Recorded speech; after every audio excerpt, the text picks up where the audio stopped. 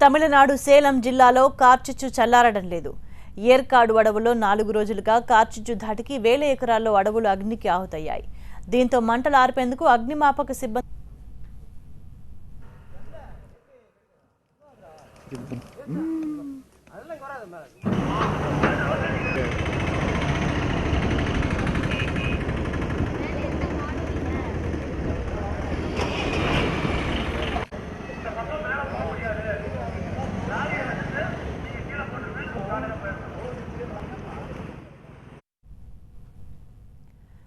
తమిళనాడు సేలం జిల్లాలో కార్చిచ్చు ఇంకా చల్లారడం లేదు.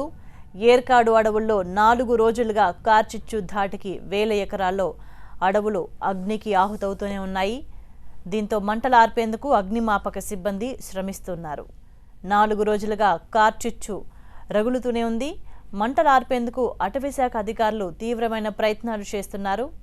అయినప్పటికీ మంటలు ఇంకా అదుపులోకి రావడం లేదు.